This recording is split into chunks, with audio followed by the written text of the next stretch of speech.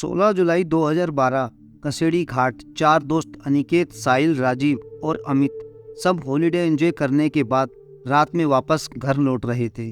अमित बोलता है, अरे यार कब ये रास्ता खत्म होगा, 2 घंटे से इसी रास्ते पर भटक रहे हैं, बैठे बैठे कमर में मोच आ चुकी है। राजीव बोलता है, हाँ यार साहिल, तुझे इस रास्ते के बारे में पता भी नहीं है या ऐसे ही गाड़ी को भगाया जा रहा है। साहिल, पता नहीं यार, दिन में तो ये रास्ता जल्दी कट जाता है, न जाने इस वक्त ऐसा क्या हो रहा है। और वैसे भी मैं रात में कभी इस रास्ते से सफर नहीं किया, दिन में 2-3 बार यहाँ से गुजरा हूँ, रात का एक्सपीरियंस तो मुझे भी नहीं है। वो आपस में बात ही कर रहे थे कि तभी उनके पीछे से एक ट्रक तेज हॉर्न सुनाई देती है। वो गाड़ी लगातार इनकी गाड़ी को ओवरटेक करने की कोशिश कर रही थी। अमित बोलता है, कैसा ड्राइवर है, पीकर गाड़ी चला रहा है क्या। इतने में उस ट्रक ने इनकी गाड़ी को एक तेज टक्कर दी और लगातार हॉर्न बजाता रहा। अनिकेत बोलता है, साहिल साइड दे उसको, वरना ऐसा लगता है कि ये हमें मारने के इरादे से आया है। साहिल उस ट्रक को साइड देता है और वो गाड़ी सीधा आगे निकल जाती है। साहिल बोलता है, तुम लोगों ने उस गाड़ी को देखा, ऐसा लग रहा था कि जैसे खंडर से निकला हो, ऐसा लगता है 200 साल पुराना ट्रक है। वो लोग इस इंसिडेंट से घबरा गए थे। तकरीबन 10 मिनट बाद गाड़ी एक पुराने कब्रिस्तान से गुजरती है। उस हाईवे पर एक कब्रिस्तान भी पड़ता था।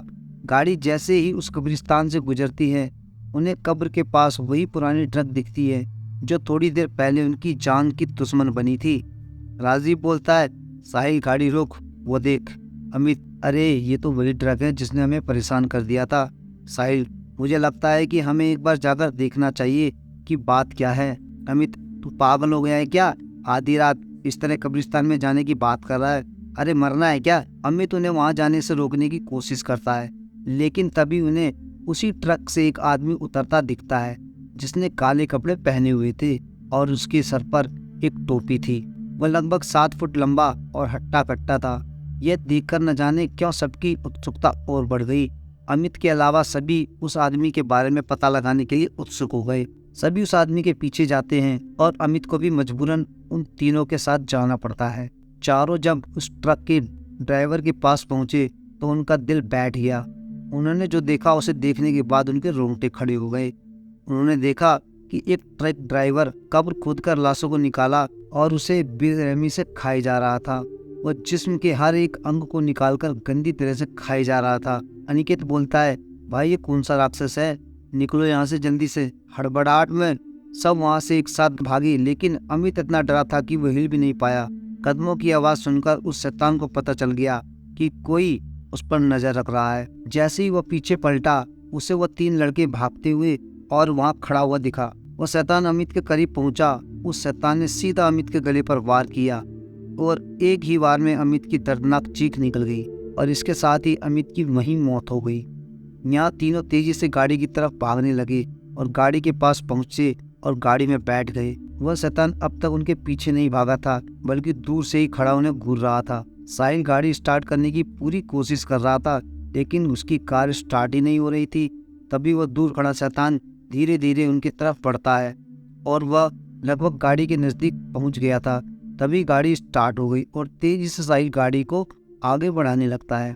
वह शैतान इन तीनों के पीछे पड़ चुका था और तभी वह हवा में उड़ा और सीधा गाड़ी पर कूद गया। जैसे ही अनिकेत उसे देखने के लिए अपनी मुंडी गाड़ी से बाहर निकालता है, तभी शैतान ने अनिकेत का सर अपनी बाहरी तलवार से काटकर अलग कर दिया। उसका अधकटा शरीर गाड़ी में ही फड़फड़ाने लगा। यह देखकर साहिल और राजीव दोनों डर गए और दोनों जान बचाने के लिए चलती गाड़ी से कूद गए। वह दोनों घास के मैदान में गिरे, जिससे उन्हें कम चोट आई। वह दोनों सांस दबाए घास में लेटे रहे, लेकिन उनके डर को उस शैतान ने महसूस कर लिया और फिर शैतान को राजीव एक कोने में दिखा। तभी वो शैतान अपने लंबे नाखूनों और धारदार तलवार से राजीव पर वार किया, जिससे उसकी दर्दनाक चीख निकल गई और उसकी मौत हो गई। उस शैतान ने साहिल को देखा था और साहिल भी राजीव की मौत के वक्त वहां से निकल चुका था, जिसकी वजह से वो बच गया। उस रात कसेड़ी घाट हाईवे पर जो भयानक हादसा उनके साथ घटा, उससे सभी को ये सीख लेनी चाहिए कि अंधेरी रात में भूतिया रास्ते से गुजरने का अंजाम कितना खौफनाक हो सकता है। कहते हैं उस भूतिया सड़क की कहानी में कोई शैतान है जो हर रात 12 से 3 के बीच अपने पुराने खतरनाक ट्रक से अपने शिकार का पीछा करता है। और उसे मारकर कब्रिस्तान में दफन कर देता है और अगली रात उसे कब्र से निकालकर उसके जिस्म के टुकड़ों को खाता है जिससे वो अमर रह सके।